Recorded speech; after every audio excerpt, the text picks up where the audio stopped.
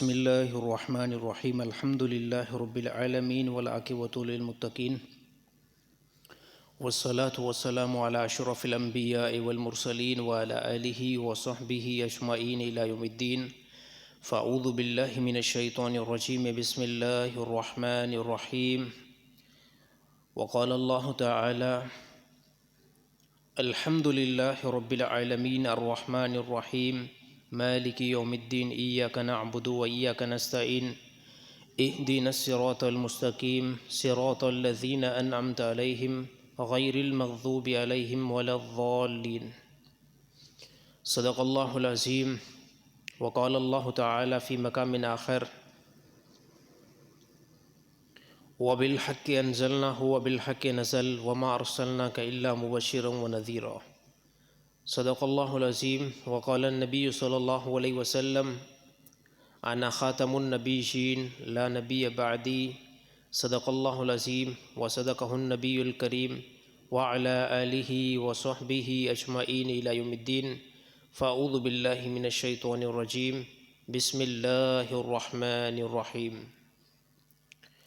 मैं मोहतरम मोज़िन दोस्तों, अल्लाह रब्बुल इज़्ज़त जा एहसान थिया जी अल्लाह ताला तव्हां असांखे पंहिंजे घर में अचण जी तौफ़ीक़ अता फ़रमाई आहे। ऐं इन पूरी काइनात जे मथां अल्लाह ताला जी ज़ात ग़ालिब आहे ऐं अल्लाह ताला मुख़्तसिर ज़िंदगी ॾेई करे तव्हां असांखे दुनिया तरफ़ मोकिलियो आहे। ऐं हक़ीक़ी जेकी ज़िंदगी आहे उहा ज़िंदगी आख़िरत जी आहे। उन ज़िंदगी खे अल्लाह ताला बनाइण जे लाइ अल्लाह ताला तव्हां असांखे दुनिया जी तरफ़ हिकु इम्तिहान में लाथो आहे, जेको इम्तिहान इंतिहाई वॾो इम्पोर्टेंट आहे ऐं वॾो क़ीमती आहे। ऐं इहो मरहलो पोइ ते तमामु इंसाननि सां गुज़री चुको आहे त उहे इंसान पंहिंजे इम्तिहान में लथा। पोइ बाज़ इंसान जंहिं बि रसूलनि जी इत्तबा कई अल्लाह ताला उन्हनि खे कामयाबु कयो ऐं जंहिं बि रसूलनि जी ॻाल्हि जी इत्तबा न कई अल्लाह ताला उनखे दुनिया में बि नाकाम कयो, आख़िरत में बि नाकाम कयो। ऐं फलाहियत वारो जेको रस्तो अल्लाह ताला बयानु कयो आहे क़ुरान हकीम जे वास्ते सां, उहो रस्तो रसूलनि जो आहे। बाक़ी इन खां अलावा दुनिया में जेके बि रस्ता नज़र अचनि था, जेके इंसान सिज जी इबादत कनि था, जेके इंसान क़बरुनि जी इबादत कनि था, या जेके इंसान बुतनि जी इबादत कनि था, या जेके इंसान सलीब जी इबादत कनि था, या जेके इंसान बाहि जी इबादत कनि था, इहे जेके बि रस्ता आहिनि गुमराही वारा रस्ता आहिनि। असांजो रब उहो ई आहे जेको पूरी काइनात में कंहिं सां बि शरीक न आहे, पंहिंजी ज़ात में पंहिंजी सिफ़ात में अकेलो आहे ऐं कंहिं सां बि उहो कंहिं मामले जे अंदरि मशवरो नाहे कंदो। बग़ैर मशवरे जे अल्लाह ताला हिन काइनात जे निज़ाम खे जोड़ियो आहे ऐं काइनात जो निज़ाम एतिरो को नंढो नाहे। हिन जंहिं सरज़मीन ते असां मौजूदु आहियूं, इहो काइनात जो जेकॾहिं अगरि हिसो बयानु कयो वञे, इहो एतिरो हिसो आहे जीअं ज़मीन खां वठी करे आसमान ताईं इन पूरे ख़िला खे रेत सां भरियो वञे। पोइ उन रेत जे अंदरि जेको हिकिड़ो ज़रो थिए थो, उन ज़रे जे मुताबिक़ जेकी प्रॉपर्टी आहे उहा हिन सरज़मीन जी आहे, जंहिंमें सभु मुल्क समायल आहिनि। जंहिंमें असां वेठा आहियूं पाकिस्तान में, UK, UAE, सऊदी अरब, अमरीका, यानी जेकॾहिं अगरि मुल्कनि जा नाला वठूं त पोइ टाइम वॾो लॻी वेंदो। आसान लफ़्ज़नि में हिते असां उनखे बंदि था कयूं त काइनात जे आॾो हिन सरज़मीन जी जेकी प्रॉपर्टी आहे, हिसो आहे, उहो ईअं ई आहे ज़मीन खां वठी करे आसमान ताईं रेत हुजे, उन रेत जो जेको हिकिड़ो ज़रो आहे इन जे मुताबिक़ हे पूरी सरज़मीन आहे। बाक़ी ख़ुदा जो जेको काइनात जे अंदरि ॿी ख़िला आहे या ॿियूं प्लेनेट आहिनि या जेके कहकशाऊं नज़र अचनि थियूं, इहो हिकु वसी मैदान आहे।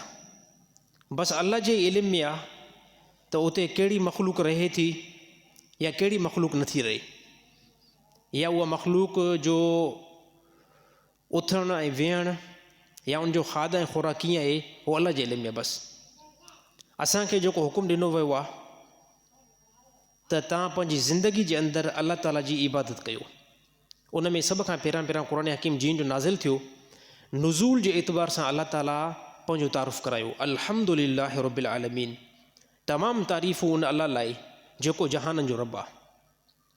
दुनिया में असांजी जेकी ज़िंदगी उहा आर्ज़ी आहे, कहिड़े एतबार सां आर्ज़ी आहे त दुनिया जे अंदरि तव्हां दुनिया जे मामलात जे अंदरि रही करे अलाह ताला खे राज़ी कयो।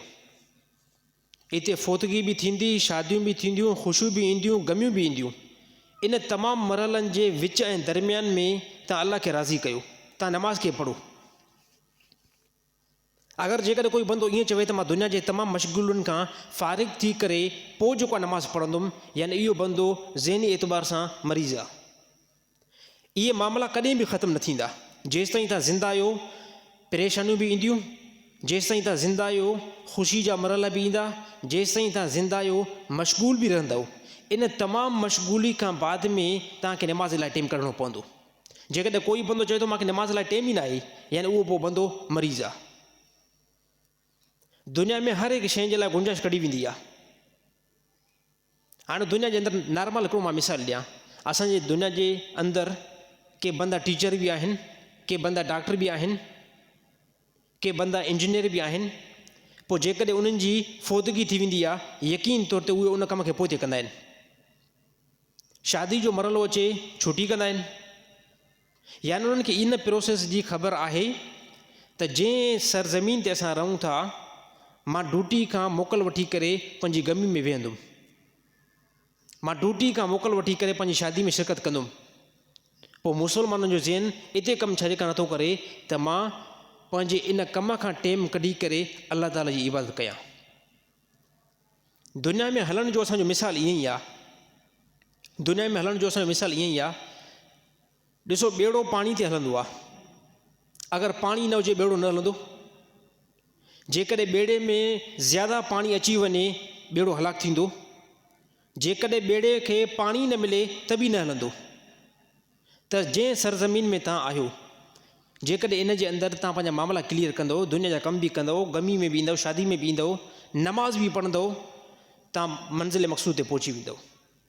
पर जेकॾहिं अगरि नमाज़ न पढ़ंदव, अलाह ताला जे अहकाम खे न खणंदव, दुनिया जे अंदरि लही वेंदव ऐं दुनिया जे अंदरि तव्हांजी दिलि जे अंदरि दुनिया जी मोहबत घिरी वेंदी, उन ॾींहुं तव्हांजो ईमान तबाह थी वेंदो।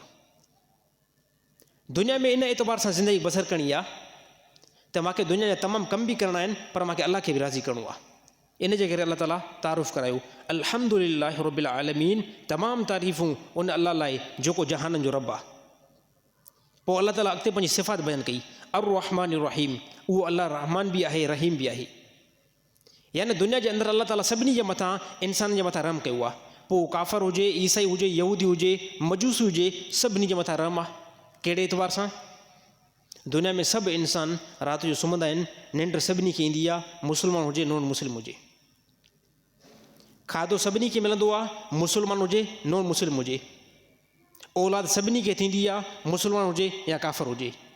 मालूम थिए थो त इन आयत जे अंदरि अलाह ताला फरमायो, मां रहमान आहियां, पूरी दुनिया जे मथां मां रहम करे छॾियो आहे। पोइ अलाह ताला पोयां पंहिंजी ॿी सिफ़ात बयानु कई, अर्रहमान रहीम। हा, रहीम जो जेको तालुक़ु आहे उहो यौम क़यामत सां आहे, क़यामत जे ॾींहं सां आहे। उन ॾींहुं जेको अलाह ताला रहम कंदो, उहो सिर्फ़ु अलाह ताला मुस्लमाननि सां कंदो, ईमान वारनि सां कंदो। उन ॾींहुं कंहिं क़िस्म जी कोई बि गुंजाइश न ॾिठी वेंदी। ऐं पोइ अॻिते अलाह ताला फरमायो, मालिक यौमिद्दीन। हाणे हिन अल्फाज़नि जे अंदरि अलाह ताला असांखे मुखातिबु कयो त हिकिड़ो ॾींहुं जेको आहे मां मुक़ररु कयो आहे, जंहिंमें तव्हां खां हिसाब किताब असां वठंदासीं। ऐं उहो ॾींहुं वॾो ज़बरदस्तु आहे। उहो ईअं ॾींहुं न आहे त तव्हांखे दुनिया जे अंदरि ईअं ख़बर पवंदी आहे त पोएं साल जेको मां इम्तिहान ॾिनुमि उन जे अंदरि मां फेल थी वियो आहियां ऐं इंसानु थोरो सदमो बर्दाश्त करे वेंदो आहे। न न न न, हाणे जेको ॾींहुं आहे यौम क़यामत जो, यौम मशर जो, हाणे पुछा थो कयो वञे, मालिक यौमिद्दीन। हा, अलाह ताला मालिक आहे क़यामत जे ॾींहुं जो। यौम मशर में इंसान जा आमाल सभु खुलंदा, इंसान जा आमाल सभु खुलंदा। इन अमाल जे एतबार सां इंसान खां पुछा कई वेंदी त दुनिया अंदरि तूं छा करे आयो आहे। पोइ जेकॾहिं कोई इंसानु उते नाकाम थो थिए, इहा नाकामी वॾी आहे, इनखे बर्दाश्त कोई बि न करे सघंदो। दुनिया में पैसो गुम थी वञे, फैक्ट्री खे बाहि लॻी वञे, बंगले जे मथां को कब्ज़ो करे, को जानी माली नुक़सान थी पए, कंहिं हद ताईं इंसानु कंट्रोल करे विझंदो आहे। यौम महशर में जेकॾहिं अगरि जहन्नम में दाख़िल थियणो पियो, अलाह माफ़ करे, उनखे बर्दाश्त करणु इन ताईं मुश्किल आहे। इन करे अलाह ताला ज़हन साज़ी कई, मां क़यामत जे ॾींहं जो मालिक कयां। पोइ अलाह ताला अॻिते फरमायो, इय्याका नअबुदु व इय्याका नस्तईन, ए इंसानो तव्हां इबादत मां अलाह जी कयो ऐं मदद बि मां अलाह खां घुरो। हाणे अलाह ताला हिकिड़ो तरीक़ो सेखारियो आहे। नंढो ॿारु हूंदो आहे, उनखे कंहिं क़िस्म जो कोई बि ख़बर न पवंदी आहे त हाणे मूंखे स्पीच ॻाल्हाइणी कीअं आहे। पोइ पीउ जेको आहे ॿार खे अल्फाज़ सेखारींदो आहे त तोखे अबा बि करिणो आहे, तोखे अदा बि करिणो आहे, तोखे पाणी जो पाणी लफ़्ज़ु वठिणो आहे, तोखे मानी जो मानी चवणो आहे, कपिड़नि जे बारे में कपिड़नि जो लफ़्ज़ु इस्तेमालु करिणो आहे। पोइ पीउ हिनखे अल्फाज़ सेखारींदो आहे, या अहिड़ी तरह बाज़ औक़ात हुनखे माउ पंहिंजा अल्फाज़ सेखारींदी आहे। पोइ उन अल्फाज़नि खे ॿारु सिखंदो आहे, उन एतबार सां इहे पाणी बि घुरंदो आहे, मानी बि घुरंदो आहे, ऐं पंहिंजे पीउ माउ खे सॾु बि कंदो आहे। हाणे अलाह ताला असांजी तख़लीक़ कई, अलाह ताला असांखे बनायो, इन बनाइण खां बाद में अलाह ताला फरमायो, हाणे तव्हांखे कुझु तरीक़ो ॿुधायां थो, इन एतबार सां इबादत बि कयो ऐं दुआ बि घुरो। चओ त या अल्लाह, हिन पूरी काइनात जे अंदरि मुंहिंजो ख़ालिक बि तूं आहे, मालिक बि तूं आहे, ऐं इबादत जे लाइक़ बि तूं आहे, तोखां मां पंहिंजा मसाइला हल कराईंदुमि। ऐं इहो तरीक़ो नबियुनि जो रहियो आहे। नबी जॾहिं बि हिन सरज़मीन ते आया त नबियुनि जेको नमाज़ पढ़ी, नमाज़ पढ़ण खां बाद में हिकिड़ो बि अहिड़ो को नबी नज़र नथो अचे जंहिं नबी अलाह खे छॾे करे ॿिए कंहिं खां हेल्प वरिती हुजे। ॻाल्हि ॿई मचार वांगुरु वासी आहे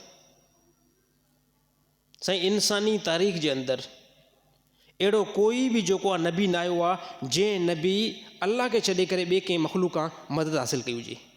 दुनिया जो असबाब जोड़ियो आहे नबियुनि। जीअं बाज़ मक़ाम ते नबी सल्लल्लाहु अलैहि वसल्लम जंग ते वञनि पिया त साहबा खे इहो फरमायो त तव्हां वटि जेको माल आहे, मिल्कियत आहे, तलवारूं आहिनि, घोड़ा आहिनि, खणी अचो।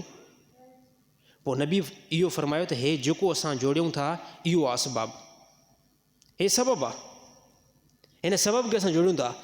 पोइ ज़हन साज़ी कयूं, मुसब्बिबुल असबाब जेकी आहे उहा अलाह जी ज़ात आहे। हाणे अॻिते जेको आहे, असां पंहिंजे 10 आङुरियुनि जी हिमत कईसीं, 10 आङुरियुनि जी कोशिशि कईसीं, हाणे असां मामलो अलाह जे हवाले था करे छॾियूं।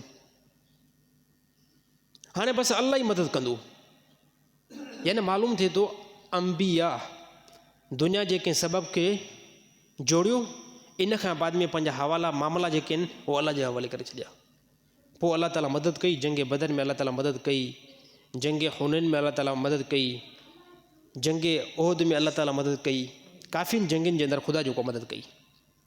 हे नबियुनि जो ज़हन आहे त इबादत कंहिंजी कयूं था, इबादत सिर्फ़ु अलाह जी, ऐं अहिड़ी तरह मदद बि पोइ जेको अलाह खां घुरी वेंदी। साईं अलाह जे मुक़ाबले में कंहिं खां बि तव्हां मदद घुरो था, हे इस्लाम जो जेको आहे तरीक़ो न आहे। ॻाल्हि ॿई मचार वांगुरु वाज़े आहे। जॾहिं नबी जी वॾी शख़्सियत हिते मौजूदु हुई हिन सरज़मीन ते, नबी सल्लल्लाहु अलैहि वसल्लम खां बाद में हिन काइनात जे अंदरि कोई बि वॾो रसूल न आयो आहे।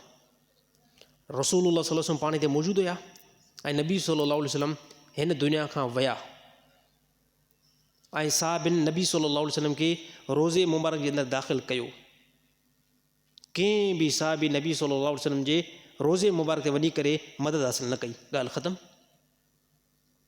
साहबिन ॿुधायो त नबी सल्लल्लाहु अलैहि वसल्लम जेको तरीक़ो बयानु करे ॿुधायो आहे न, उहो इहो कयो आहे त तव्हां नमाज़ पढ़ी करे अलाह खां हेल्प वठो। हे गुंजाइश ई नथी निकिरे त तव्हां या अली मदद जा लफ़्ज़ इस्तेमालु कयो, त तव्हां या गौस मदद जा लफ़्ज़ इस्तेमालु कयो।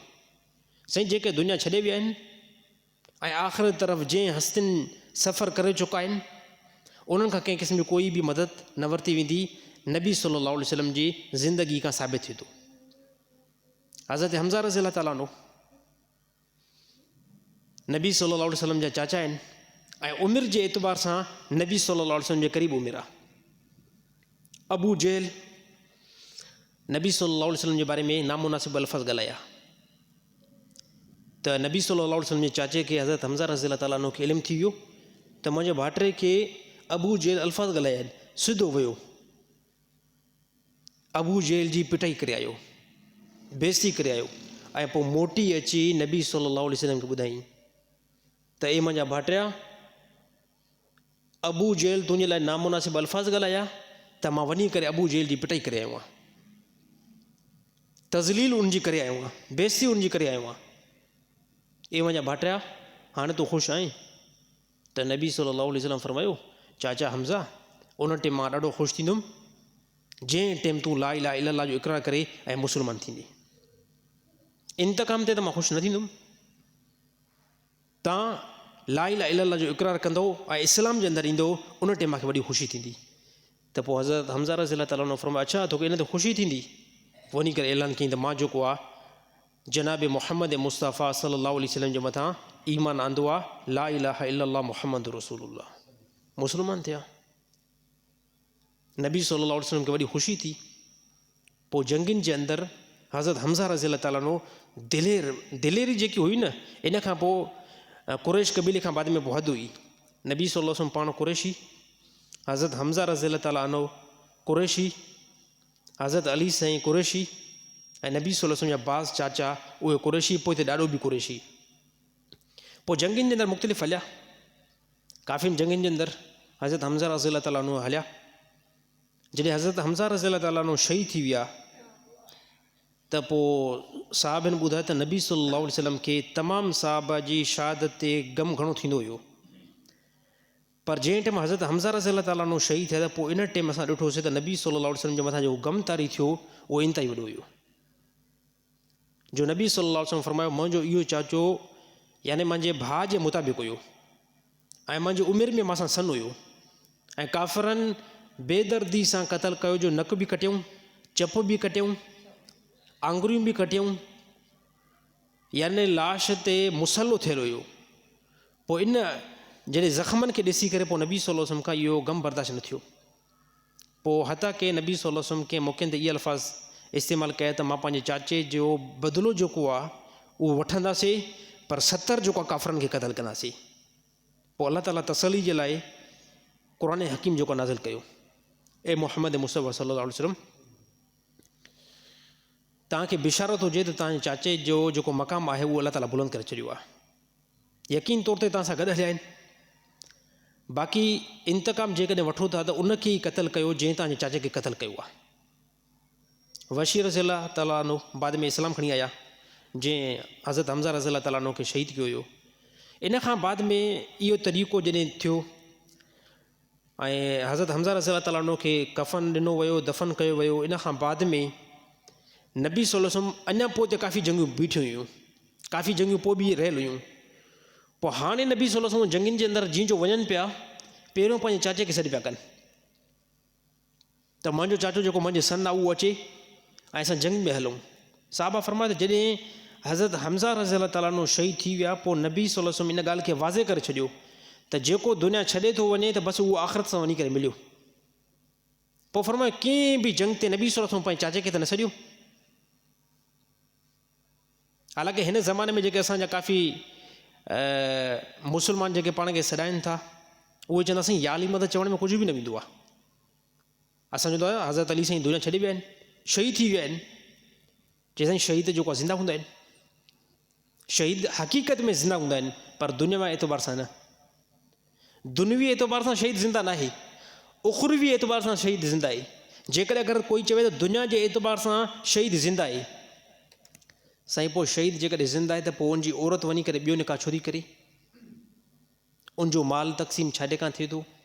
उनखे क़बर में छो थो लाथो वञे? उनजी औलाद यतीम छो थी वञे? उनजी औलाद वरसो छो थी खणे? हे सभु हुकुम त थींदा आहिनि साईं शहीद मथां। शहीद थी वियो, ॾिसो अलाह ताला क़ुरान हकीम नाज़िल कयो आहे, पर कुझु सम्झ जे लाइ उनजे अंदरि सोच वीचार कयो। शहीद ज़िंदा आहिनि, ईअं न आहे त को ज़िंदा आहिनि त पोइ तव्हां मदद पुकारींदा रहो। ज़िंदा आहिनि पर उखरवी एतबार सां। नबी सल्लल्लाहु अलैहि वसल्लम इन खां बाद में साहिबनि चयो त कंहिं बि मौक़े ते नबी सल्लल्लाहु अलैहि वसल्लम पंहिंजे चाचे हज़रत हमज़ा रज़ियल्लाहु ताला अन्हु जी शहादत खां बाद में उनखे जंग जे अंदरि न सॾियो। ऐं हिते असां वाज़े तौर ते मालूम कयोसीं त बसि जंहिंजो दुनिया सां तालुक़ु आहे ऐं जेको शहीद नाहे थी वियो ऐं जेको ज़ाहिरी एतबार सां ज़िंदा आहे उन खां मदद वरिती वेंदी। ऐं इन जो मिसाल वॾो नबी सल्लल्लाहु अलैहि वसल्लम जी ज़िंदगी खां। नबी सल्लल्लाहु अलैहि वसल्लम मौजूदु हुया हिन सरज़मीन ते, ज़िंदा हुया, त पोइ साहिबनि खे जेकॾहिं कोई बि मुश्किल पेश अचे पई, साम्हूं रसूल जी ज़ात मौजूदु हुई, साहिबा फौरी तौरु अचनि पिया, साईं हे मामिलो आहे, हे मसइलो आहे, हिनखे हल करिणो आहे। अलाह जे नबी हुनखे हल पिया कराइनि। पर जॾहिं नबी सल्लल्लाहु अलैहि वसल्लम दुनिया खां विया, दुनिया में न रहिया, ऐं साहिबा नबी सल्लल्लाहु अलैहि वसल्लम खे रोज़े जे अंदरि मदफ़ून करे आया। हालांकि साहिबनि खे वॾो ग़म हुयो, त साहिबनि जो अहिड़ी हस्ती असांखां वई आहे जो अलाह ताला जेकी रहमत आसमान खां ज़मीन जी तरफ़ नाज़िल करे पियो न, ऐं उहा रहमत बंदि थी वई, ऐं हक़ीक़त में बंदि थी वई उहा। नबी सल्लल्लाहु अलैहि वसल्लम मके जे अंदरि आहिनि त ख़ुदा उते रहमत नाज़िल करे पियो, मदीने जे अंदरि आहिनि त उते ख़ुदा रहमत नाज़िल करे पियो, साहबा जी जमायत जे विच में वेठा आहिनि उते अलाह ताला रहमत नाज़िल करे पियो। ऐं जीअं जो नबी सल्लल्लाहु अलैहि वसल्लम दुनिया खां विया, साहिबनि खे वॾो ग़म पहुतो। पोइ नबी सल्लल्लाहु अलैहि वसल्लम खे रोज़े जे अंदरि लाहे करे का हिकिड़ी रिवायत हिन टाइम ताईं कोई बि साबित न आहे करे सघियो त को साहबा नबी जे रोज़े ते वञी करे इहा ॻाल्हि कई हुजे, साईं फ़िलाणी जंग ते वञूं था, असांजी हेल्प कयो, न ॻाल्हि ख़तमु। साहिबनि जो नबी सल्लल्लाहु अलैहि वसल्लम तरीक़ो बयानु करे विया आहिनि त तव्हांखे कॾहिं बि मुश्किल अचे, मुशक़त अचे, अगरि तव्हांखे मदद हासिलु करणी आहे अलाह खां करणी आहे। अम युजीबुल मुस्तर्र इज़ा दआ व यक्शिफु सू व यजअलुकुम खुलफाअल अर्ज़ अइलाहु मा अल्लाह। अल्लाह ताला क़ुरान हकीम में साफ़ फरमायो, अल्लाह ताला फरमाए केरु आहे जेको तव्हांजी मुश्किल खे दूरि कंदो आहे जंहिं टाइम तव्हांजे मथां मुश्किल ईंदी आहे, ऐं इन खां बाद में उन मुश्किल खे ख़ुदा दूरि कंदो आहे ऐं तव्हांखे ज़मीन जे अंदरि ख़लीफ़ो बनाईंदो आहे। ऐं पोइ ज़मीन जे अंदरि ख़लीफ़ो बनाए करे पोइ अलाह ताला फरमायो इन ॻाल्हि खे सिर्फ़ु थोरा ई माण्हू तस्लीम कंदा आहिनि, अक्सर माण्हू तस्लीम न आहिनि कंदा। हाणे असांजा बि इन टाइम मुस्लमान आहिनि न, जेकॾहिं का मजबूरी अचे, मुश्किल अचे, परेशानी अचे, पोइ उन टाइम जेको आहे अलाह खे ख़ालिस छॾींदा, या अलाह हे असांजी मदद कर, या अलाह सिर्फ़ु अलाह अलाह कंदा, सिर्फ़ु अलाह अलाह। पोइ ख़ुदा जॾहिं उन मुश्किल खे दूरि कंदो आहे, पोइ इहे ज़ालिम मुस्लमान छा चवंदा आहिनि, सैदी मूसाणी इन मुश्किल खे दूरि कयो आहे, सैदी मूसाणी इन मुश्किल खे दूरि कयो आहे, कलंदर शहबाज़ इन मुश्किल खे दूरि कयो आहे। पहिरियों औलाद न पई थिए, 10 सालनि खां बाद में औलाद थी आहे, अब हाणे थी आहे, शुक्र भला कर। पहिरियों चई या अलाह औलाद ॾे, औलाद न आहे, सभिनी मौलवियुनि खां बुज़ुर्गनि खां दुआऊं, हाणे औलाद थी, वरी हाणे छा थो चवे, इहा औलाद मूंखे कलंदर ॾिनी आहे, इहा औलाद मूंखे सैदी मूसाणी सरकार ॾिनी आहे। साईं दुनिया जे अंदरि हिकिड़ी ॻाल्हि ॿई ॿचार वांगुरु वाज़ी आहे, ॿई ॿचार वांगुरु वाज़ी आहे। दुनिया जे अंदरि एतिरा पैगम्बर आया आहिनि जंहिं पैगम्बरनि खे कंहिं क़िस्म जी कोई बि औलाद न हुई। हिन ज़माने में जेके कलंदर आहिनि या अहिड़ी तरह पीर ऐं बुज़ुर्ग आहिनि, इन सभिनी इहे सभु जेको आहे पैगम्बरनि जा ॾाढो कुझु बि न आहिनि। यानी जेकॾहिं मां ईअं चवां त पैगम्बर जा जेके साहबी आहिनि न, उन्हनि जे आॾो बि हिन जो कंहिं क़िस्म जो कोई बि मक़ाम वैल्यू अगरि हूंदो इंतिहाई थोरो, छाजे करे सभ खां वॾे में वॾो हिन सरज़मीन ते जेको मक़ाम आहे उहो हिकु रसूल जो आहे। रसूल जे मक़ाम में कोई नथो अची सघे। हे असांजे मुस्लमाननि जी इंतिहाई वॾी जहालत आहे जो औलाद मिले चए साईं हे त असांखे कलंदर जेको आहे औलाद ॾिनी आहे, हे कलंदर असांखे औलाद ॾिनी आहे। त साईं इहो अॼु खां 1400 साल पहिरियां मके जे अंदरि मुशरिकनि जो इहो अक़ीदो हुयो त उहे चवनि पिया औलाद जेको असांखे ॾिए थो न, त हे फ़िलाणो जेको असांखे बुत ॾिए थो, हे फ़िलाणो जेको हे मूर्ति आहे न, इहो असांखे औलाद ॾिए थो। ऐं 1400 साल खां बाद में मुस्लमान छा था चवनि त औलाद जेकी इहा ॾिनी आहे न, इहा औलाद असांखे फ़िलाणे क़बर वारे ॾिनी आहे, फ़िलाणे पीर ॾिनी आहे, ऐं फ़िलाणे जेको आहे बुज़ुर्ग ॾिनी आहे। साईं बुज़ुर्ग खे कंहिं क़िस्म जो कोई बि हिमत न आहे त उहो औलाद ॾिए। हालांकि सिंध जे अंदरि जेकॾहिं अगरि मां डिटेल सां अचां न, सिंध जे अंदरि सवे अहिड़ा बुज़ुर्ग आहिनि जंहिंखे औलाद हुई न, जंहिंखे औलाद ई न हुई, ऐं जंहिंखे ख़ुदि खे औलाद न हुई, इहो छा ॿिए कंहिंखे औलाद ॾेई सघे थो? अलाह ताला क़ुरान हकीम में साफ़ फरमायो त औलाद जेकी आहे उहा अलाह ताला फरमाए मां अकेले अलाह जे हथ में आहे। कंहिंखे पुट ॾियां, कंहिंखे धीरियूं ॾियां, कंहिंखे ॿई ॾेई छॾियां, ऐं कंहिंखे कुझु बि न ॾियां। हलो बाबा छुटी कयो हाणे, कंहिंखे कुझु बि न ॾियां, अलाह ताला फरमाए इहो मुंहिंजे इख़्तियार में आहे। त तौहीद खे सम्झणु हिकु वॾी ॻाल्हि आहे। तौहीद खे सम्झणु, ऐं जेकॾहिं अगरि शिरक जे अंदरि असांजी ज़िंदगी वञे थी ऐं शिरक वारो फॉल्ट मौजूदु आहे असां में, त यादि रखणु खपे त अलाह ताला हर गुनाह अलाह ताला माफ़ु करे थो। उनजी अलाह ताला वज़ाहत क़ुरान हकीम में बयानु कई आहे त ख़ुदा हर गुनाह कंहिं हद ताईं जेको आहे माफ़ु करे छॾींदो। मसइलन तौरु कंहिं बंदे जे अंदरि शराब जो फॉल्ट हुयो, अलाह ताला माफ़ु करे, ख़ुदा माफ़ु करे छॾींदो। कंहिंजे अंदरि व्याज जो फॉल्ट आहे, ख़ुदा कंहिं हद ताईं माफ़ु करे, अलाह ताला करे सघे थो। कंहिंजे अंदरि चोरी जो फॉल्ट हुयो, कंहिं हद ताईं ख़ुदा माफ़ु करे, माफ़ु थी सघे थो। ज़िना जो फॉल्ट आहे, कंहिं हद ताईं ख़ुदा माफ़ु करे, माफ़ु थी सघे थो। बाक़ी हिकिड़ी ॻाल्हि अलाह ताला ज़हन साज़ी कराई, शिरक ख़ुदा माफ़ु न कंदो। हलो बाबा, शिरक ख़ुदा माफ़ु ई न कंदो। हाणे आसान लफ़्ज़नि में ॿुधाईंदो बाबा, शिरक हिनखे चइबो आहे ख़ुदा जी सिफ़ात खणी करे मख़लूक जे मथां रखो, इनखे साईं शिरक चइबो आहे। इनखे शिरक चइबो आहे। हाणे साईं औलाद सिर्फ़ु अलाह ॾींदो आहे। हालांकि पैगम्बरनि जे इख़्तियार में बि ख़ुदा इहो कमु न रखियो। पैगम्बरनि जे इख़्तियार में बि इहो ख़ुदा कमु न रखियो त पैगम्बर जे हवाले अलाह ताला औलाद करे छॾे। न, पैगम्बरनि इहा ई ॻाल्हि फरमाई त असां अलाह ताला जा अब्द आहियूं ऐं ख़ुदा जेको आहे उहो ख़ालिक आहे ऐं असां अलाह जे ॾाढो झुकंदा आहियूं। हालांकि हे ॾिसो, ज़बरदस्त जेकॾहिं हिन सरज़मीन ते कंहिं अलाह जे ॾाढो आजिज़ी कई आहे, उहा रसूलनि कई आहे। साईं इन खां बाद में त हद आहे न, जो पैगम्बर अलाह अकबर करे बीठो हुजे, सूरत फ़ातिह शुरू करे चुको हुजे ऐं सूरत फ़ातिह खां बाद में क़ुरान जी का न का सूरत पढ़ी करे पोइ अलाह अकबर करे रुकू में पैगम्बर हलियो वञे ऐं रुकू में इहे अल्फाज़ नबी इस्तेमालु करे, सुबहान रब्बी अल अज़ीम, ऐं पोइ रुकू खां जीअं जो रसूल मथे थिए ऐं अलाह अकबर करे फौरी तौरु सजदे में हलियो वञे ऐं उते चवे सुबहान रब्बी अल आला, सुबहान रब्बी अल आला। त इहा ॻाल्हि साईं हाणे हद थी वई बसि, इहा ॻाल्हि हद थी वई बसि। हाणे रसूल इहा गवाही ॾिए पियो त हिन पूरी सरज़मीन जे मथां जेकॾहिं अगरि ताज़ीम वारी ज़ात आहे ऐं जंहिंजे ॾाढो झुकियो वञे थो त उहा सिर्फ़ु अलाह जी आहे बसि। अलाह जा ॾोह कंहिं क़िस्म जो कोई बि निवृत न कई वेंदी, अलाह खां अलावा कंहिं ॾोह कोई बि निवृत न कई वेंदी। रसूलुल्लाह सल्लल्लाहु अलैहि वसल्लम जा ॾोह त सहाबा बि आया, साहबनि जॾहिं मंज़र खे काफ़िन खे ॾिठो न त कोई जेको साम्हूं उठ अचे थो रसूलुल्लाह सल्लल्लाहु अलैहि वसल्लम खे ताज़ीमी सजदो करे थो, कोई गॾु अची करे नबी सल्लल्लाहु अलैहि वसल्लम जे क़दम मुबारक ते किरी थो पई, या अहिड़ी तरह को बेज़बान जानवर थो अचे उहो अची करे नबी सल्लल्लाहु अलैहि वसल्लम जे पेरनि जे मथां किरी थो पए, त पोइ साहिबनि इसरार कयो। साहिबनि जो साईं पोइ हीअं कयो त भला असां बि तव्हांखे झुकूं, छो त साहबा मोहबत में कमाल दर्जे जा हुया। नबी सल्लल्लाहु अलैहि वसल्लम वुज़ू फरमाईंदा हुआ, नबी सल्लल्लाहु अलैहि वसल्लम अलाह जे नबी वुज़ू जिन जो फरमाईंदा हुआ त पोइ पाणी साहबा विझंदा हुया, पाणी हथ मुबारक ते विझंदा हुया त पोइ नबी सल्लल्लाहु अलैहि वसल्लम हथ मुबारक धोईंदा हुया। पोइ साहबा छा कंदा, साहबा जी घणी तादाद नबी सल्लल्लाहु अलैहि वसल्लम जे वुज़ू जे पाणी जे हेठां हथु ॾींदा हुया, वुज़ू जे पाणी जे हेठां हथु ॾींदा हुया।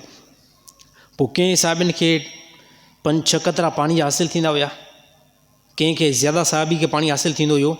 बहरहाल साहबा मोहबत में एतिरा मथे हुया जो चवंदा हुआ त रसूलुल्लाह सल्लल्लाहु अलैहि वसल्लम जो पाणी मुबारक वुज़ू वारो बि जेको आहे सरज़मीन ते न पवे, उन पाणी खे खणी करे पोइ साहबा पंहिंजे जिस्म ते मलींदा हुया ऐं पंहिंजे हथनि ते मलींदा हुया ऐं बाज़ औक़ात पंहिंजे चहिरे ते मलींदा हुया ऐं फरमाईंदा त हे पाणी जेको आहे, हे पाणी अफ़ज़ल पाणी आहे, शिफ़ारो पाणी आहे जेको रसूल जे जिस्म खां निकिरे थो। एतिरो साहबा मोहबत में अॻिते हुया। पोइ साहिबनि इहा ॻाल्हि कई त साईं तव्हांखे जॾहिं उठ सजदो करे थो, तव्हांखे जॾहिं घोड़ो सजदो करे थो, गॾु तव्हांजे पेरनि जे अंदरि पेरनि जे मथां अची करे आजिज़ी कनि था, जानवर हुया बेज़बान, पोइ साईं असांखे तव्हां इजाज़त ॾियो असां बि जेको आहे तव्हांजे पेरनि मुबारकनि जे मथां झुकूं। त पोइ नबी सल्लल्लाहु अलैहि वसल्लम हिते ख़ामोशी इख़्तियार कराई, साहिब खे फरमाए ए साहिबा बसि जेको झुकियो वेंदो ऐं सजदो कयो वेंदो न उहो अकेले अलाह खे कयो वेंदो। ऐं पोइ नबी सल्लल्लाहु अलैहि वसल्लम ताक़ीद ते अल्फाज़ इस्तेमालु करण में आया, जेके अल्फाज़ सही बुख़ारी सही मुस्लिम सियाह सित जे अंदरि मौजूदु आहिनि। अलाह जे नबी फरमायो, ए साहबा, यहूदियुनि जे मथां लानत हुजे ऐं अहिड़ी तरह नसारनि जे मथां बि लानत हुजे। त पोइ साहिबनि रीज़न पुछा कयो त साईं कहिड़े एतबार सां तव्हां लानत मोकिलियो था। साहिबनि ॾिठो त को वॾो अमर अची चुको आहे। अलाह जे नबी फरमायो, लानत इन एतबार सां हुजे उन्हनि जे मथां त उहे छा कंदा हुया, उहे रसूल जे वफ़ात खां बाद में, उन ज़माने में जेके नबी आया न, उन्हनि जी वफ़ात खां बाद में उन जी क़बर मुबारक ठाहींदा हुया, पोइ क़बर मुबारक ते वञी करे सजदा कंदा हुया, इबादत गाह बनाईंदा हुया। ए साहबा, इन्हनि जे करे ख़ुदा उन्हनि जे मथां लानत फरमाई आहे। साहबनि फरमाया त बसि असांखे अंदाज़ो थी वियो त नबी सल्लल्लाहु अलैहि वसल्लम कहिड़े अमर ते असांखे ताक़ीद जेका बनाइनि पिया। असांखे पूरो पको इल्मु थी वियो त कंहिं क़िस्म जो कोई बि जेको क़बर ते झुकियो न वेंदो आहे। इन टाइम असां मुस्लमान जी हालत खे ॾिसूं था, असांखे अफ़सोस थो थिए यार। मां वल्ला कसम खणी करे ॻाल्हि कयां थो, जेकॾहिं अगरि हिन सरज़मीन जे मथां अगरि कंहिं जी क़बर खे सजदो कयो वञे हा न, सिर्फ़ु अकेले शख़्सियत जी क़बर खे सजदो कयो वञे हा, उहा शख़्सियत नबी सल्लल्लाहु अलैहि वसल्लम जी क़बर मुबारक हुई। बसि ॻाल्हि ख़तमु हुई। जेकॾहिं गुंजाइश हुजे इस्लाम जे अंदरि त साहबा जी क़बर खे बि न झुकियो वञे हा, सिर्फ़ु जेकॾहिं झुकियो वञे हा, ख़ुदा इजाज़त ॾियां, अलाह ताला ईअं बसि इजाज़त ॾियां, जेकॾहिं गुंजाइश हुजे हा त वञी करे रसूल जे रोज़े जी आजिज़ी कयो ऐं उनजी क़बर खे सजदो कयो। गुंजाइश हुजे हा, आहे न हुजे हा, अलाह ताला इहा गुंजाइश ॾे हा, पर इहा गुंजाइश बि रसूल जे वास्ते सां ख़तमु थी वई। जॾहिं नबी साईं जे क़बर मुबारक खे झुकियो नथो वञे त उन जे मुक़ाबले में इहे असांजा हिन ज़माने में जेके पीर आहिनि, मुर्शिद आहिनि, दरगाह वारा आहिनि, हा साईं, बेटाई सरकार आहे, भेट शाह आहे, सैदी मूसाणी आहे, अलाह जो कसमान नबी जे मुक़ाबले में हे कुझु बि न आहिनि। साहबा जे मुक़ाबले में हे कुझु बि न आहिनि। असांजे ज़माने में खणी ताज़ीम वारा बुज़ुर्ग आहिनि, असां उनजी बुज़ुर्गी खे तस्लीम कीअं ताईं कयूं था, बाक़ी नबी जे मुक़ाबले में कुझु बि न आहिनि। साहबा जे मुक़ाबले में हे कुझु बि न आहिनि, ताबईन जे मुक़ाबले में बि कुझु न आहिनि। साईं, जॾहिं उन शख़्सियत जे क़बर खे झुकियो नथो वञे त हे त का बि शइ न आहिनि। त अलाह ताला ॾिसो अकुलु ॾिनो आहे, अलाह ताला कुझु सेंस ॾिनी आहे। इंसानु पंहिंजे अकुल खे ठीकु तरीक़े सां इस्तेमालु करे। अगरि सही तरीक़े सां जेकॾहिं असां पंहिंजे दिमाग़ खे इस्तेमालु न कंदासीं, अकुल खे इस्तेमालु न कंदासीं, त पोइ साईं पोइ इहे गुमराही वारे वकड़ में हलंदा रहंदासीं ऐं क़यामत ॾींहुं अलाह ताला तव्हां खां पुछा कंदो। अलाह ताला जेकी बि तव्हांखे ज़िंदगी ॾिनी आहे,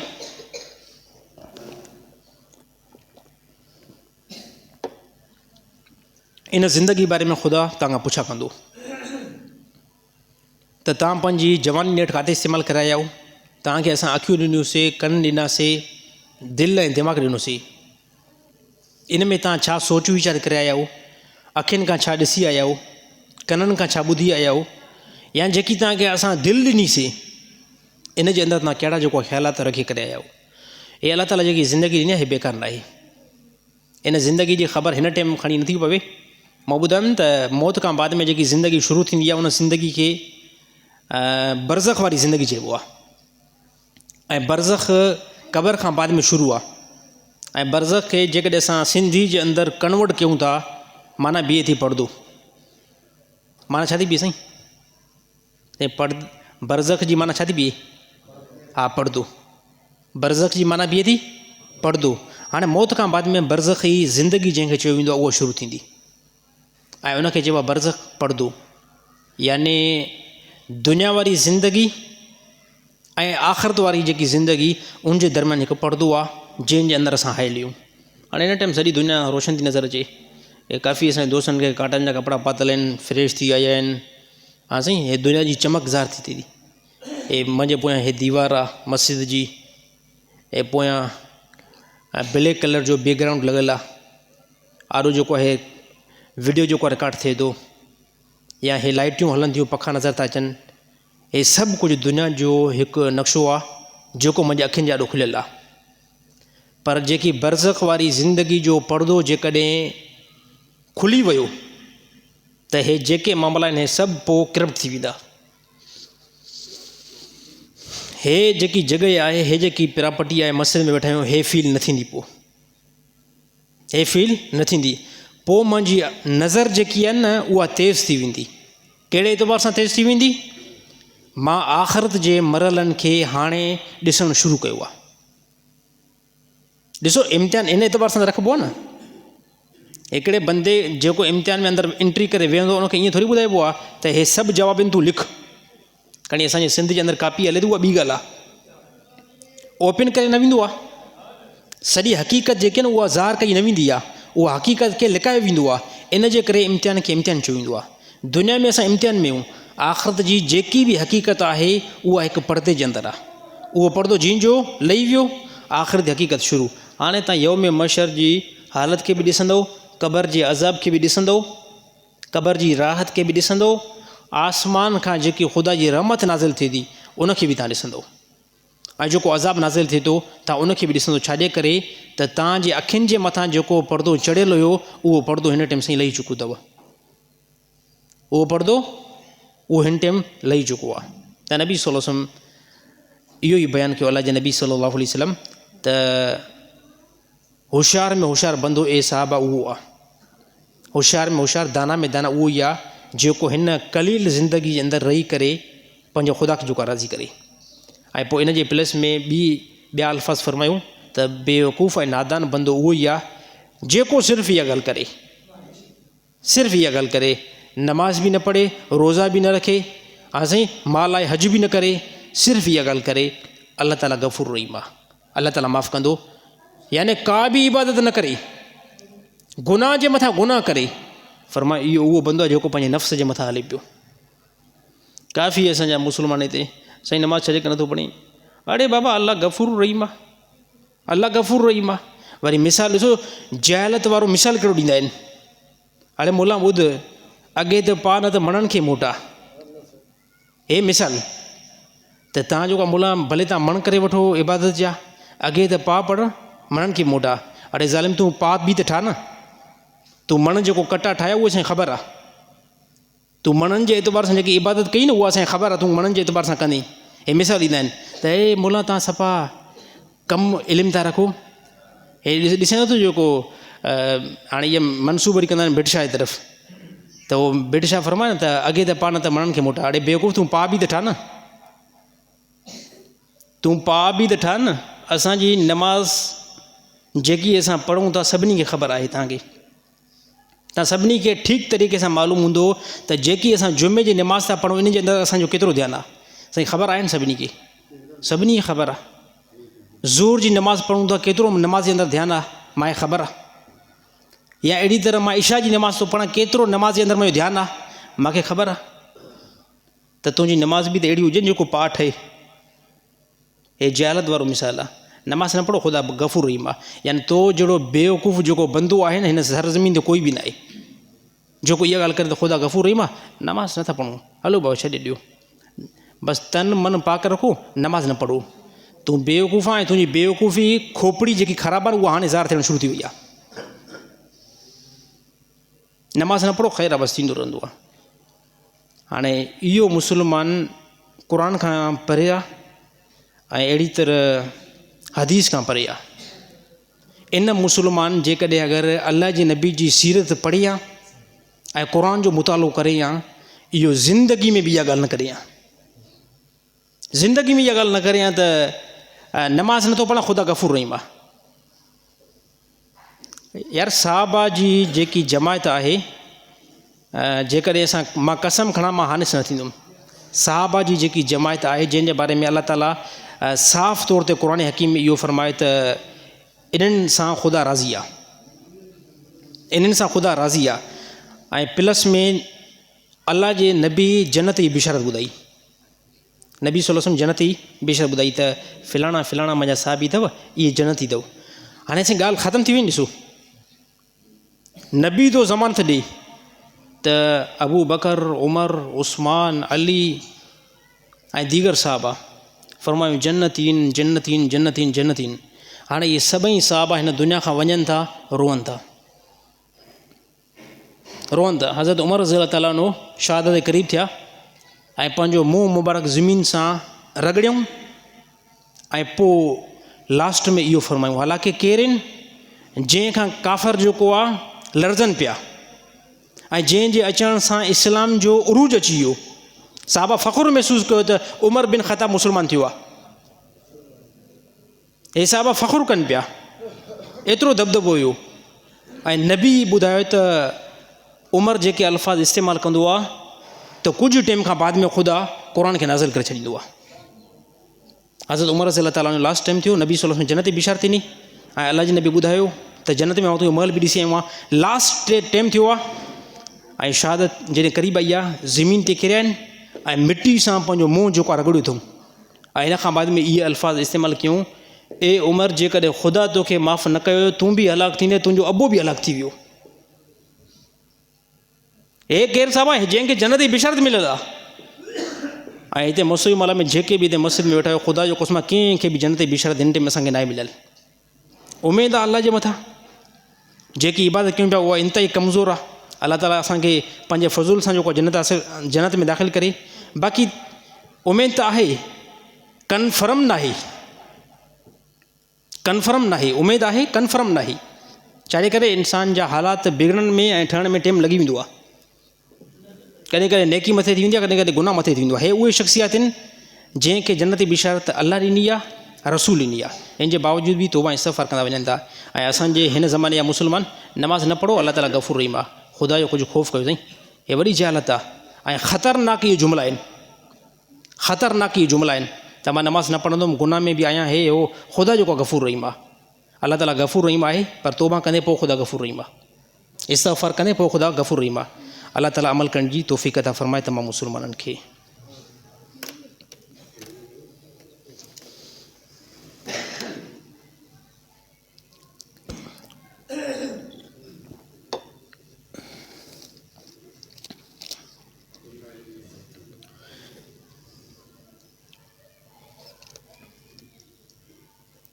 छा मुड़ुसु पंहिंजी घरवारी जे जनाज़े खे कुलो ॾेई सघे थो या न? मुड़ुसु पंहिंजी घरवारी जे जनाज़े खे कुलो ॾेई सघे थो, जाइज़ आहे, कंहिंखे सम्झो कोई बि हर्ज न आहे।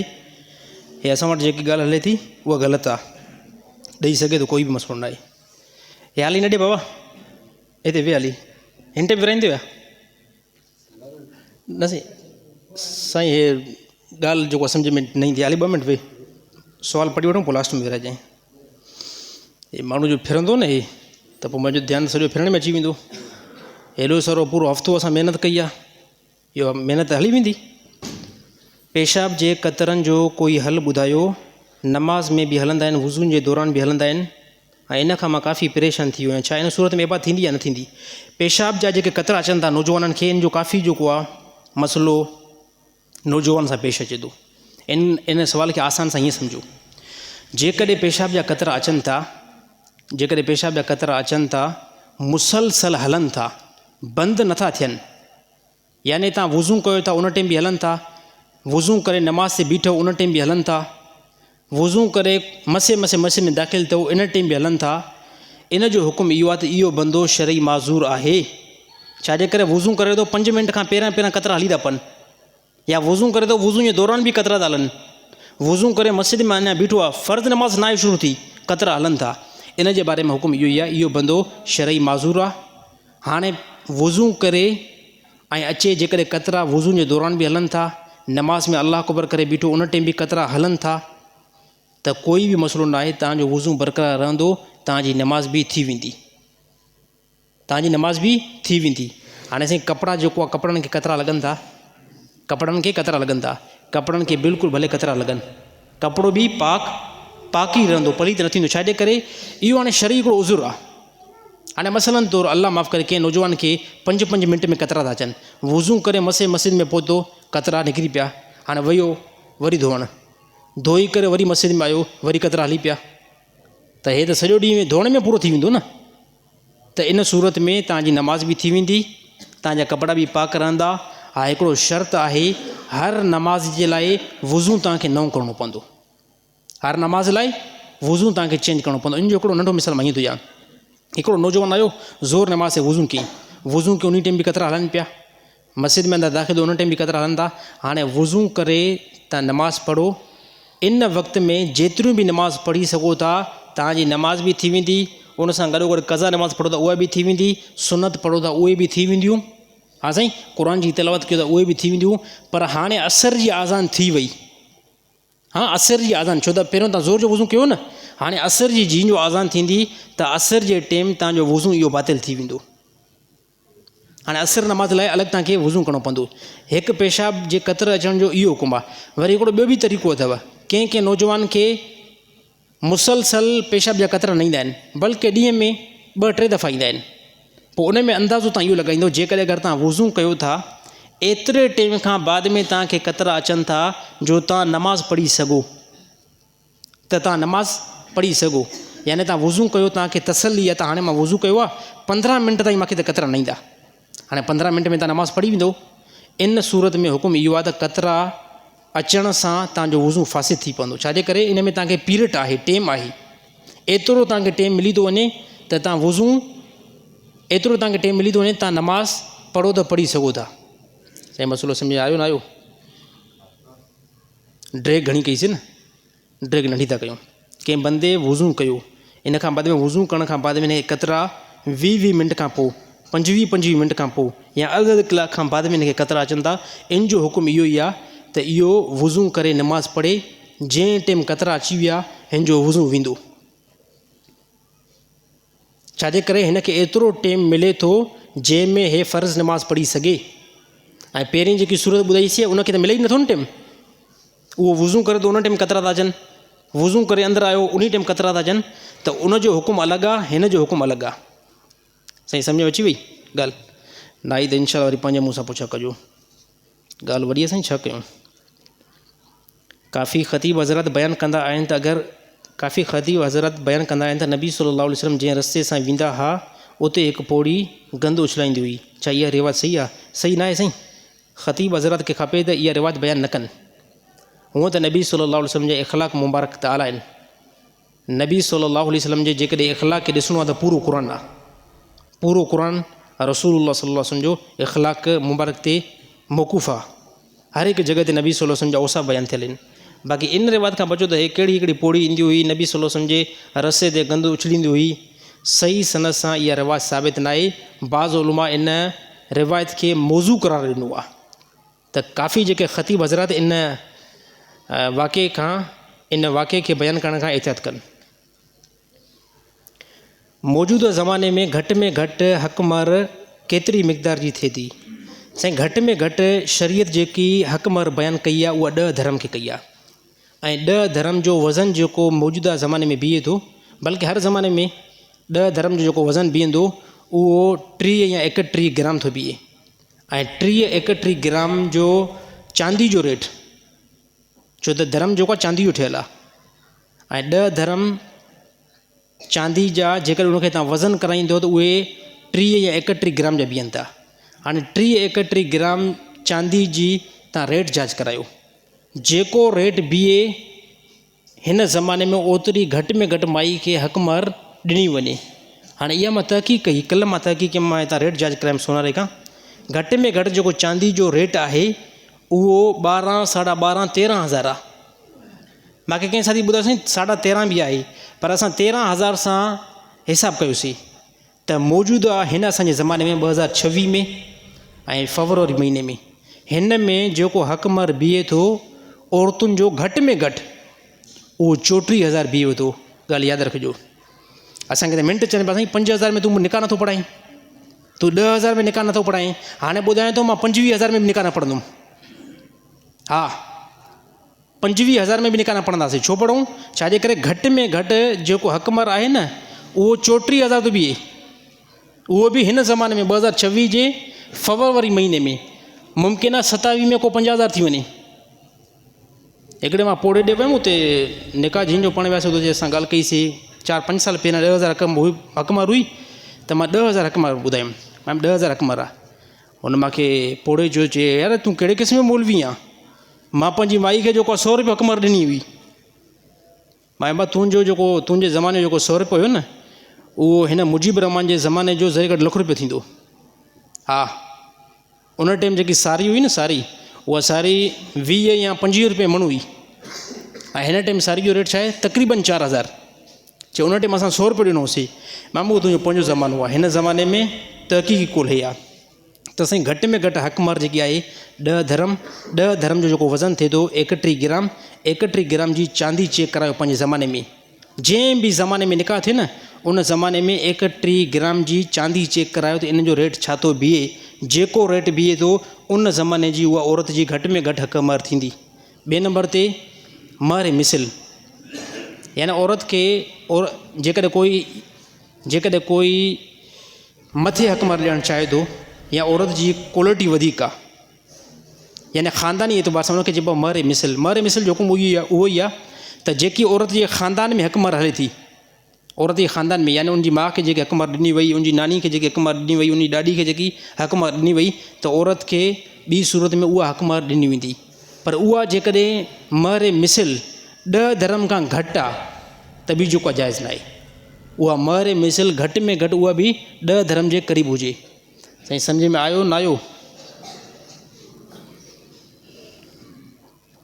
बैंक में पैसा रखिया हुया, उन्हनि पैसनि ते कुझु इज़ाफ़ी पैसा मिलिया आहिनि, उन पैसनि खे काॾे कयां, छा उन पैसनि खे पाण इस्तेमालु करे सघां थो या न?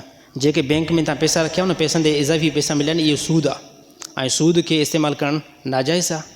हिकिड़ो तरीक़ो आहे इन पैसनि खे ग़रीबनि खे ॾियो बग़ैर सवाब जी नियत जे। छाजे करे हराम जे पैसे खे सवाब जी नियत सां बंदो न ॾींदो। हराम जो पैसो ॾींदो न, अगरि तव्हां वटि अल्लाह माफ़ु करे कंहिं मुस्लमान वटि व्याज जो पैसो आहे, कंहिं मुस्लमान वटि व्याज जो पैसो आहे, जुआ जो पैसो आहे, हा साईं 2 नंबरी जो पैसो आहे, त उन पैसे खे जेकॾहिं कढणु चाहियो था न कंहिं ग़रीब खे ॾींदो बग़ैर सवाब जी नियत जे। सम्झी वियासीं साईं? त हीअं ॾींदो, साईं मुजीब रहमान 1 लख रुपयो वठो, दिलि में इरादो कंदो मां मुजीब रहमान जे मथां एहसान नाहे कयो, मां सवाब जे एतबार सां बि नाहे ॾिनो, मां बसि ईअं बग़ैर सवाब जी नियत खां ॾेई छॾियो आहे। मुजीब रहमान ज़रूरी न आहे, नालो हिकिड़ो खयो आहे मिसाल जेके सम्झाइण जे लाइ। कंहिं बि मुस्लमान खे ॾियो बग़ैर सवाब जी नियत जे, हराम जो पैसो तव्हां उनखे ॾेई सघो था। भई बैंक मां जेको पैसो आहे उहो त सूद आहे। अल्लाह ताला तमामु मुस्लमान खे सम्झ नसीब अता फ़रमाए। घरवारी कोर्ट मां तलाक वरिती, मुड़ुस खे का बि ख़बर न हुई, छा उहा तलाक वाक़ई थींदी न थींदी? तलाक वाक़ई न थींदी साईं। औरत वई, मुड़ुस खे ख़बर ई न आहे, मुड़ुस घर में वेठो आहे, सिधो वई कोर्ट शरीफ़ ऐं जज हिन खे तलाक लिखी ॾिनी, मुड़ुस खे ख़बर ई न आहे त तलाक वाक़ई न आहे थी या औरत ॿिए हंधि निकाह न करी। अगरि ॿिए हंधि निकाह कंदी, निकाह जे मथां निकाह आहे यानी उन बंदे सां ज़िना कंदी। तलाक जो जेको इख़्तियार ॾिनो आहे उहो ख़ुदा मर्द खे ॾिनो आहे, एतिरो मामूली मसइलो थोरी आहे। जज पंहिंजी ज़ाल खे तलाक ॾेई सघे थो, जज ॿी कंहिं बि औरत खे तलाक नथो ॾेई सघे। ॻाल्हि सम्झ आई न साईं? जज खे इख़्तियार, मां जज खे ॿुधाइणु चाहियां थो, जज खे जेको इख़्तियार आहे न उहो पंहिंजी माई जो इख़्तियार आहे। तूं पंहिंजी माई खे 1 तलाक ॾे, तूं पंहिंजी 2 मायुनि खे तलाक ॾेई सघे थो, 3 खे ॾेई सघे थो। तूं अवामुन्नास जी कंहिं बि औरत खे माई खे तलाक नथो ॾेई सघे। हा, उनजे लाइ कुझु सूरतूं आहिनि, जेके सूरतूं असांजे ज़माने में नज़र नथियूं अचनि। यकतरफ़ो बि तलाक थी सघे थी, उनजे लाइ कुझु उसूल फ्रू अञा ॿिया आहिनि। बाक़ी हे जेको मामिलो इहो बदमाशी ते मौक़ूफ़ आहे। इन औरत जो निकाह आहे, हाणे इहा औरत जेकॾहिं बदमाशी करे ॿिए हंधि कंहिं मर्द सां वञी करे निकाह कयो त इहो निकाह न आहे थियो, पहिरें मुड़ुस जे निकाह में दाख़िल आहे। साली जी धीउ सां निकाह करणु कीअं आहे? साली जी धीउ सां उन टाइम निकाह थी वेंदो जंहिं टाइम तव्हांजे निकाह में तव्हांजी साली जी भेण न हुजे। ॻाल्हि सम्झ न आई? साली जी धीउ सां निकाह करणु जाइज़ आहे या न आहे? साली जी धीउ सां निकाह करणु उन टाइम जाइज़ आहे जंहिं टाइम साली जी भेण तव्हांजे निकाह में न हुजे। हाणे साली जी जेकी धीउ आहे उहा तव्हांजी घरवारी जी छा थींदी? भाणेजी। साईं भाणेजी थींदी न, भाणेजी थींदी। ऐं तव्हांजी घरवारी जी थींदी मासी ऐं भाणेजी खे निकाह में गॾु करणु नाजाइज़ हराम अमल आहे। छा आहे? नाजाइज़ हराम अमल आहे। हा, उन सूरत में जॾहिं तव्हांजी माई प्याला करे वई हुजे, मरी वई हुजे, या तव्हां तलाक ॾिनी आहे, उन सूरत में तव्हां साली सां निकाह करणु चाहियो था, जाइज़ आहे। साली जी धीउ सां निकाह करणु चाहियो था, जाइज़ आहे। बाक़ी जेकॾहिं तव्हांजी घरवारी तव्हांजे निकाह में आहे, आसान मिसाल हीअं ॾियां, हिकु निकाह में 2 भेनरुनि खे जमा करणु नाजाइज़ आहे, हिकु निकाह में मासी भाणीजी खे मासी ऐं भाणेजी खे जमा करणु नाजाइज़ आहे। हाणे इन निकाह में जेकॾहिं अगरि जमा थींदियूं न त मासी ऐं भाणेजी थींदी, मासी ऐं भाणेजी मासी ऐं भाणेजी थींदी। ऐं जेकॾहिं डिटेल खोलींदुमि त पोइ डिटेल वॾी थी वेंदी आहे, बाद में तव्हां पुछा करे सघो था। अगरि घर में कोई बि मर्द न हुजे त छा औरत जानवर खे ज़िबा करे सघे थी या न? घर में जेकॾहिं मर्द मौजूदु आहे त बि औरत जानवर खे ज़िबा करे सघे थी। ॻाल्हि सम्झ में आई साईं? हे सुवाल इहो आहे न त घर में मर्द मौजूदु न आहे, छा औरत जानवर खे ज़िबा करे सघे थी या न? मुजीब रहमान शरीयत खां ॿुधाए पियो जेकॾहिं घर में मर्द मौजूदु बि आहे न, उन सूरत में बि औरत जानवर खे ज़िबा करे सघे थी। कंहिं चयो आहे औरत जी ज़िबई हराम आहे? अड़े बाबा हिन खे औरत ज़िबा कयो आहे, हे जानवर हराम थी वियो आहे। औरत छा नान मुस्लिम आहे या ॿी का मखलूक आहे? औरत जेकॾहिं कंहिं बि जानवर खे ज़िबा कयो आहे उहो जानवर हलाल आहे। कुकड़ खे ज़िबा कयो आहे, कुकड़ बि हलाल थी वेंदो साईं, कोई मसइलो न आहे। साईं टाइम घणो थियो आहे? हराम जे पैसनि मां हज ऐं उमिरो करे सघूं था या न? नाजाइज़ आहे साईं, हराम जे पैसनि मां हज ऐं उमिरो न कयो। पर जेकॾहिं कंहिं कोई बंदो चवे साईं मां कयो आहे, हराम जे पैसनि मां हज उमिरो कयो आहे, जुआ जो पैसो हुयो, व्याज जो पैसो हुयो या ॿियो को हराम पैसो हुयो मुश्तरक आहे, मां कयो आहे त अदा त थी वेंदो, बाक़ी नेकी कंहिं क़िस्म जो कोई बि न मिलंदी। हराम जे पैसनि खां त हज कयो आहे, उमिरो कयो आहे, अदा थी वियो, जेके अहकाम त अदा कया उहे थी विया, बाक़ी जेकी नेकी ख़ुदा रखी आहे न हज ऐं उमिरे में कंहिं क़िस्म जो कोई बि नाहे मिली। एतिरा त कंदा कयो, हराम जो पैसो अची वियो आहे त इबादत का बि न थींदी। अड़े केमीर खां टणकींदा आहियूं, ॾिसे नथो असां क़ीमती शइ ख़रीद कई आहे। औरत जे वारनि जी ख़रीद फ़रोख़्त करणु कीअं आहे? औरत जा वार ख़रीद करणु या फ़रोख़्त करणु नाजाइज़ हराम मिली। छाजे करे नाजाइज़ आहिनि? त इंसान जे जुज़ जी ख़रीद फ़रोख़्त इस्लाम में नाजाइज़ आहे। हाणे वार जेके आहिनि उहे औरत जा जुज़ आहिनि, हाणे इन वारनि खे ख़रीद फ़रोख़्त करणु नाजाइज़ आहे तमामु उलमा जे नज़दीक। ऐं जेकॾहिं कोई बि कबाड़ी वारा वठनि था न वार, उनखे न वठणु खपनि। छाजे करे हे इंसान जो जुज़ आहे, वार इंसान जा जुज़ आहिनि, उनखे ख़रीद फ़रोख़्त न कयो वञे। पैसा ॾेई करे नौकिरी वठणु कीअं आहे? पैसा ॾेई करे नौकिरी वठणु उन सूरत में जाइज़ आहे जॾहिं तव्हां उन नौकिरी जा अहल आहियो। हाणे मुजीब रहमान अरबी टीचरिंग जो अहल आहे, पास बि थी वियो आहे। मां मिसाल थो ॾियां यार, नौकिरी मूंखे न अथव। मुजीब रहमान अरबी टीचरिंग जो अहल आहे, अरबी बि फस्ट क्लास ॼाणे थो, हा अरबी बि ठीकु ठाकु ॼाणे थो, ऐं इन नौकिरी जो क़ाबिल बि आहे, यानी इन नौकिरी खे कंट्रोल करे वेंदो, इन कम खे संभाले बि वेंदो।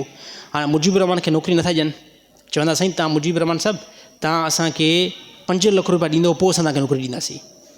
हाणे साईं मां त ॾिसां थो, मां त अहल बि आहियां, पोइ मां 5 लख रुपया ॾेई करे जेकॾहिं इहा नौकिरी वठां थो, मुंहिंजे लाइ जाइज़ आहे। छाजे करे हे सभु हिते वेठा आहिनि रुशवत वारा, काॾे वञा? अगरि 5 लख न ॾिनमि त इहे 10 लख ॾेई करे ॿिए कंहिंखे नौकिरी ॾेई छॾींदा, हटो बचो, 10 लख रुपया अॻिते खपाए छॾींदा। त इन सूरत में पैसा ॾेई करे नौकिरी वठणु जाइज़ आहे।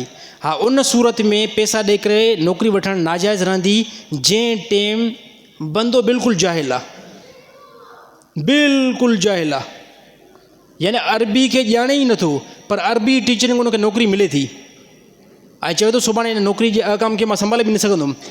चवनि सभा 10 लख रुपया ॾे तोखे नौकिरी ॾियूं था, ऐं बंदे खे ख़बर आहे त इन नौकिरी जे रूलनि खे मां नथो ॼाणियां, तालीम बि मां वटि न आहे।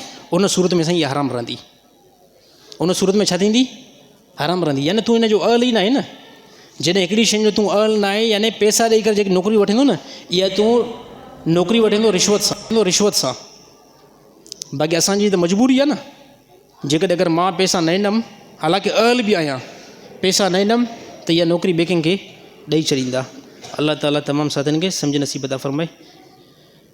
अच्छा माशाअल्लाह साईं, रमज़ान बिल्कुलु क़रीब आहे, ऐं रमज़ान जे रोज़नि जो जेको शेड्यूल आहे उहो बि अलहमदुलिल्लाह असांजे शहर जो अची चुको आहे, ऐं जंहिंखे तरतीब ॾींदड़ मौलाना अहमद अली शेख साहिबु, हे साईं रमज़ान जे रोज़नि जे टाइम टेबल जो शेड्यूल आहे, ऐं हिन खे तरतीब जेकी ॾिनी आहे असांजे शहर में जेको पहिरियों मौलवी साहिबु हुया मौलाना अहमद अली शेख साहब ऐं ॿिए नंबर ते मुफ़्ती अख़्तियार साहब, इन ॿिन्हिनि तरतीब ॾेई करे हिन टेम खे जोड़ियो आहे। ऐं इनशाला नमाज़ खां बाद में सभिनी साथियुनि खे हे जेको टेम टेबल इनशाला ॾिनो वेंदो ऐं हे टेम ते ई बंदो रोज़ो छोड़े, छो त मौलवी साहबनि जी काफ़ी जेको हिन ते महिनत थियल आहे ऐं जेको हिन में टेम ॿुधायो वियो आहे उहो टेम तहक़ीक़ी टेम आहे।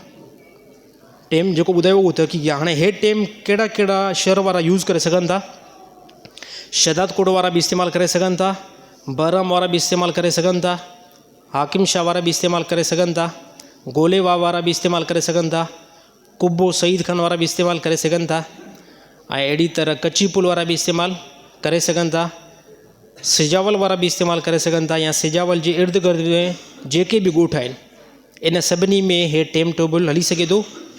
ऐं कोशिशि कंदा कयो त रोज़े जो जेको तालुक़ु आहे उहो साईं आज़ान सां बिल्कुलु न अथव। रोज़े जो जेको तालुक़ु आहे उहो वक़्त सां ई। हाणे हिकिड़ो मां तव्हांखे मिसाल ॾेई छॾियां, इनशाला पहिरियों रोज़ो जेको लिखियो वियो आहे उहो ॿुधाए थो त सेरी 5:44 ते ख़तमु आहे। सेरी जेकॾहिं टेम टेबल में लिखियलु आहे 5:44 ते ख़तमु आहे त 5:45 ताईं सेरी अगरि तव्हां जारी रखी रोज़ो वियो त सूफ़ी बिल्कुलु बि न थियो त साईं आज़ान मिले थी। ऐं असांखे पोएं ज़माने में जेके न पोड़ा ॿुधाइनि था त साईं आज़ान हले थी न त कम खे जारी रखो।